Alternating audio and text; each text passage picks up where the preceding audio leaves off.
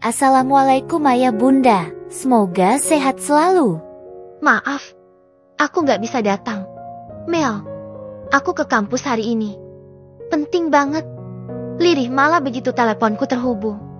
Oke, sahutku pasrah. Ku cari nomor Mas Andi. Mungkin dia bisa menjelaskan semuanya. Ya, Mel, kamu hari ini mau masuk rumah itu?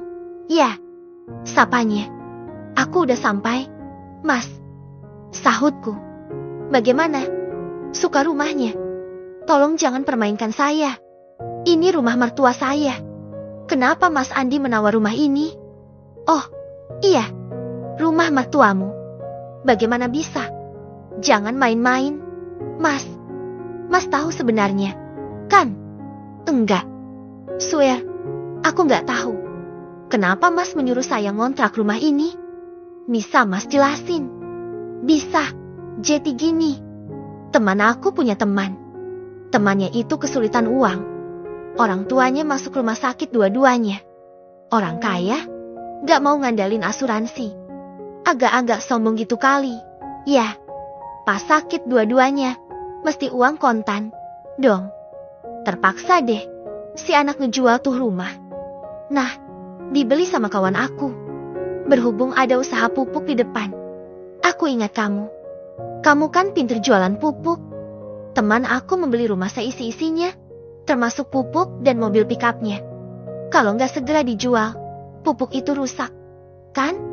Makanya aku nawari kamu. Ini rumah mertuaku.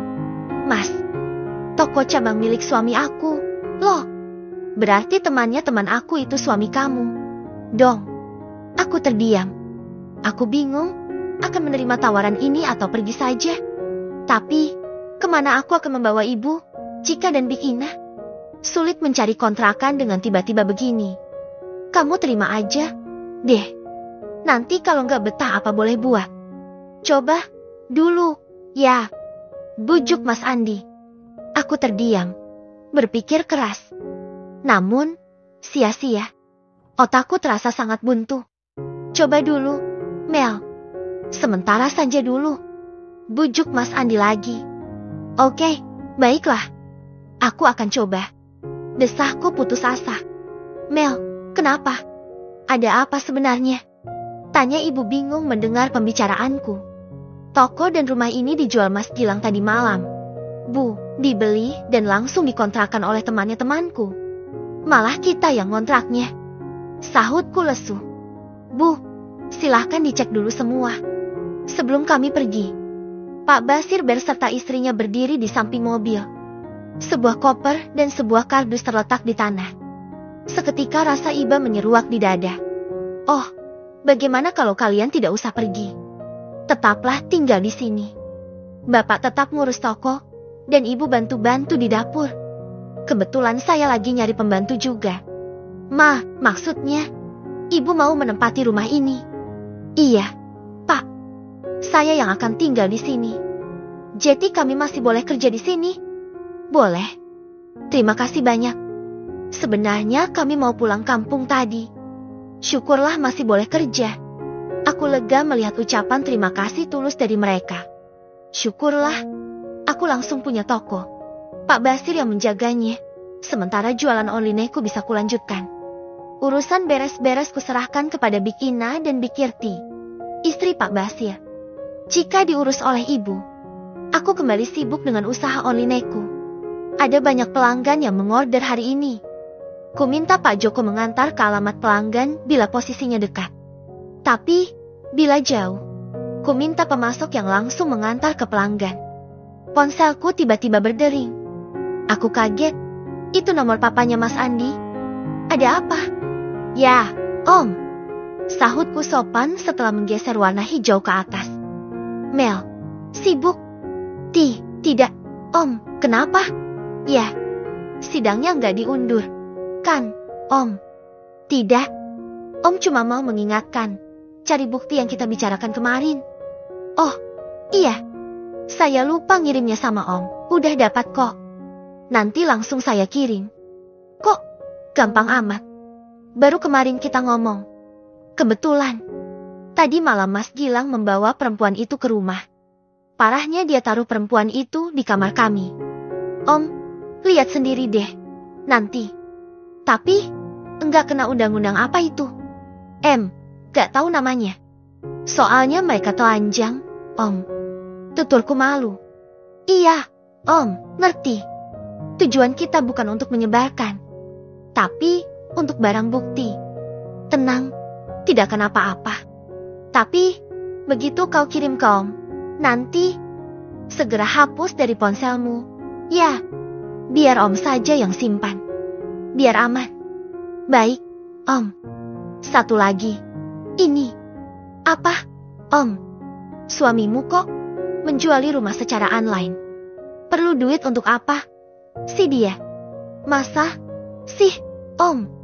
Tadi malam 1. Ini, mulai pagi tadi dia jual lagi yang lokasinya di daerah kecamatan. Oh, iya. Om tahu dari mana? Coba kamu cek di ponselmu. Dijual rumah cepat. Sangat butuh. Kamu klik aja itu. Astaga. Sepertinya dia niat banget ngalahkan saya di pengadilan. Om, untuk bayar pengacara itu pasti. Duh, anak itu benar-benar keblinger. Kalau bukti yang kau dapat itu ditunjukkan di persidangan, mau bayar berapapun dia, pengacaranya pasti keok. Sudahlah, kamu tenang aja. Ya, kirim segera. Baik, Om. Oh, iya, tadi malam Reno minta Om ke kampusnya. Dia mau lanjutin kuliahnya katanya. Setelah setahun berhenti, kira-kira masih diterima kampus enggak? Ya, Mel. Aku tercekat. Entah mengapa mendengar nama Mas Reno disebut dadaku berdebar. Persis seperti saat kami masih pacaran dulu. Kalau ada yang melihat, mungkin saat ini wajahku merona. Karena aku merasakan ada rasa hangat yang menjalar di sana. Mel, kau masih dengar? Oh, dengar. Iya, Om, coba tanya aja ke kampus. Mudah-mudahan masih diterima. Mas Reno kan, udah semester akhir saat berhenti dulu. Sepertinya tinggal nyusun tugas akhir aja lagi. Ucapku. Maksud Om, kamu mendukung rencananya? Kan? Loh, kok nanya saya? Tanyaku tersipu. Ya, kamulah yang harus Om tanya. Karena kamu sumber kekuatannya. Om, bisa aja. Deh, kita dukung. Ya, Mel. Tolong semangati dia. Biar cepat pulih, dan usahakan agar dia nggak balik lagi jadi pecandu. Iya, Om. Oke. Selamat beraktivitas, ya. Makasih, Om. Segera kukirim video hasil rekaman tadi malam ke nomor pengacaraku. Tapi ragu untuk menghapusnya dari ponselku. Biarlah ku simpan saja dulu. Kulanjutkan mengurus orderan jualanku. Aktivitasku kembali terganggu, sebuah panggilan kembali masuk. Kali ini Siska pegawai di toko pusat. Dengan enggan ku terima teleponnya. Mbak di mana? Kami mau kerja. Diusir sama Pak Gilang. Katanya semua dipecat. Masa iya? Kami dipecat begitu saja. Mana pesangon kami? Lagian kami mau makan apa kalau gak kerja lagi? Astaga. Maksudnya apa ini? Mas Gilang kok jadi gak waras gini? Mbak, toko cabang juga pada disuruh tutup semua. Beberapa malah dijual sama Pak Gilang. Ibu di mana? Sih, tolong kami. Mbak, kalian kerja sama saya aja. Datang ke cabang yang di Tanjung Morawa. Ya, saya tunggu kalian di sini. Beneran, Mbak. Baik, kami ke sana. Makasih, Mbak Mel. Mereka 4 orang. 1 kasir merangkap pembukuan, 1 gudang dan 2 supir. Semoga usahaku maju, supaya bisa mengaji mereka. Butuh setengah jam, mantan karyawan toko pusat telah tiba. Dengan mengendarai sepeda motor, mereka bisa mempercepat perjalanan. Pasti mereka mengambil jalan pintas untuk menghindari kemacetan. Mbak pindah ke sini. Pantes yang di Medan ditutup. Kata Siska terperangah begitu dia memasuki toko. Saya ngontrak di sini. Oh, iya. Perlu kalian ketahui. Saya bukan istri Pak Gilang lagi. Jadi, apapun yang terjadi ke depannya, tolong jangan kaitkan saya dengan urusan beliau. Sahutku menatap lekat ke 4 karyawan baruku. Mbak berpisah dengan Bapak. Semua terkejut, kecuali Siska. Sempat kulihat dia tersenyum samar. Entah apa maksudnya. Ya, semoga kalian bisa memaklumi. Pantas, Pak Gilang hancur-hancuran. Toko-toko dijuali. Mobil pickup juga udah dijuali. Sahut Pak Joko pegawai gudang. Iya, saya sengaja menerima kalian bekerja di sini. Karena saya tahu kalian sudah berpengalaman mengelola usaha ini. Saya harap kalian bisa bekerja sama. Siska saya serahi tugas sama seperti di pusat dulu. Bedanya, kita sekarang melayani penjualan secara online. Jadi, dimanapun pelanggan berada, mereka bisa order tanpa harus datang ke sini. Jadi kita tidak butuh toko cabang. Pak Joko bertanggung jawab di bagian gudang. Kalian berdua sebagai supir, mengantarkan pesanan. Dan pengelola toko ini sebelumnya namanya Pak Basir. Kalian pasti sudah kenal. Ya, kenal. Mana beliau? Mbak? Sedang di lapangan. Dia sebagai pengawas kalian. Dia juga akan sering terjun ke lapangan. Kalian paham? Paham. Mbak, saya sudah memesan 2 lagi mobil pickup untuk alat kalian mengantar barang pesanan. Tolong kerjasamanya. Ya, toko ini milik kita bersama. Kita majukan sama-sama. Baik, Mbak. Siska kuajak ke meja kasir. Kuterangkan padanya bagaimana cara melayani pelanggan dengan sistem online. Dengan begini akan mengurangi kesibukanku. Aku bisa beraktivitas dengan leluasa di luar. Terutama menghadapi persidanganku Senin besok. Aku baru saja selesai bermain dengan Cika di teras samping. Gadis mungil itu terlihat mulai mengup berkali-kali. Sepertinya dia mengantuk karena tadi malam terganggu tidurnya. Sebuah mobil memasuki halaman. Mobil yang sangat kukenal. Segera kuserahkan Cika pada ibu untuk dibawa dan diamankan. Gegas ibu masuk ke dalam rumah dengan cara memutar lewat halaman belakang. Setelah kutenangkan hati dan pikiran, aku melangkah menyambut tamu tak diundang. Hebat, hebat, hebat, serunya sambil bertepuk tangan. Sang pelokor mengekor dari belakang. Mataku langsung tertuju kepada emas berlian yang melingkar di lehernya. Wow, perempuan kampung yang dulunya miskin kini tampil bak permaisuri. Turun dan mobil mewah, dengan gaya busana luar biasa, emas berlian di sekujur tubuh. Pasti itu semua diperoleh dari hasil penjualan toko-toko dan mobil-mobil alat angkut pupuk. Padahal kedua orang tuanya terbujur di rumah sakit. Tapi, kenapa mereka bisa datang kemari? Dari mana mereka tahu aku ada di sini? Siska, mungkinkah gadis itu yang telah memberitahunya?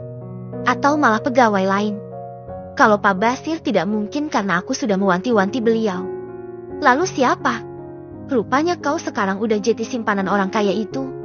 Ya, Mel. Tuduhnya sambil melangkah mendekatiku di teras. Aku bergeming. Masih terpukau dengan penampilan sang Durjanawati. Baru tadi malam rumah ini kujual. Langsung ditangkap oleh selingkuhanmu itu. Hehehe, pantas dia mau aja beli tanpa bayar nawar. Rupanya mau cepat-cepat menyembunyikan kau di sini. Dia sudah berdiri tegak di depanku. Matanya lekat meneliti tubuhku dari ujung kepala hingga ujung kaki. Sejak kapan kau berhubungan dengan dia? Kabarnya dia sedang direhab. Iya. Heran juga sih. Seorang pecandu yang sedang mau tobat beli rumah untuk selingkuhan. Penasaran seganteng apa sih dia? Sampai-sampai kau tergila-gila padanya. Aku tersentak. Yang membeli rumah ini seorang pecandu yang sedang direhab. Siapa maksudnya? Mungkinkah Mas Reno? Tidak mungkin. Kalau dia, pasti Mas Gilang kenal. Aku pengen ketemu langsung. Tapi dia nggak boleh keluar dari pantinya. Terpaksa deh. Adiknya yang dia suruh. Kalau adiknya sih lumayan tampan. Kali aja abangnya juga setampan dia. Makanya kau mau diselingkuhi, kan? Cukup.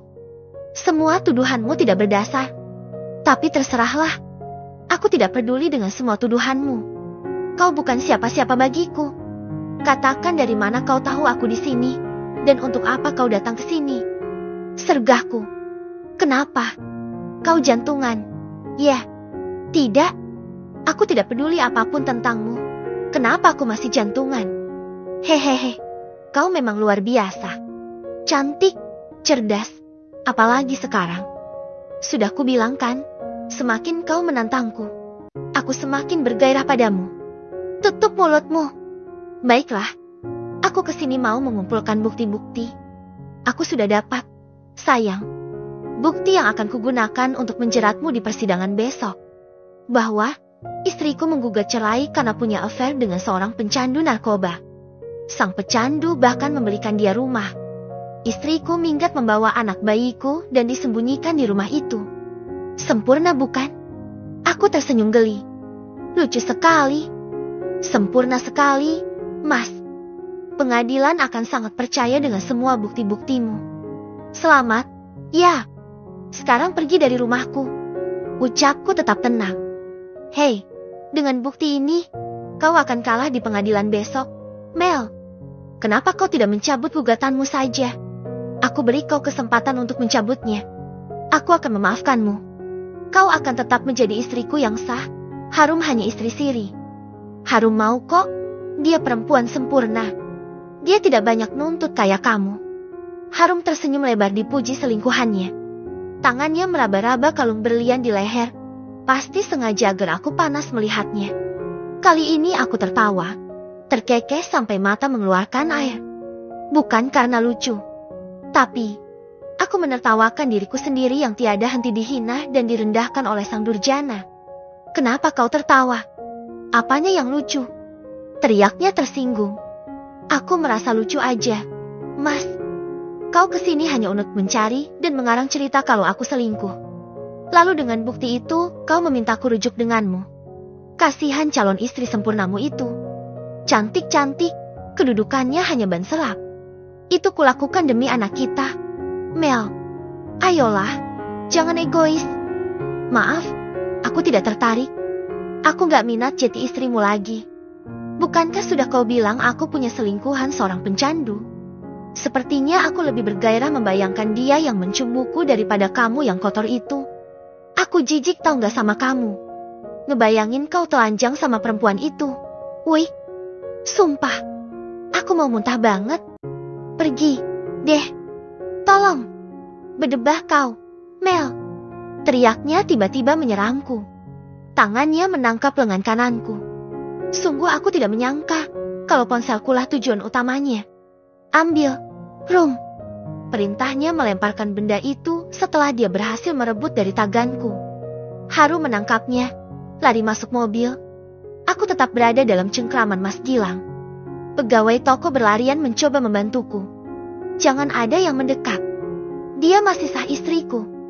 Ancam Mas Gilang. Mereka hanya melongo.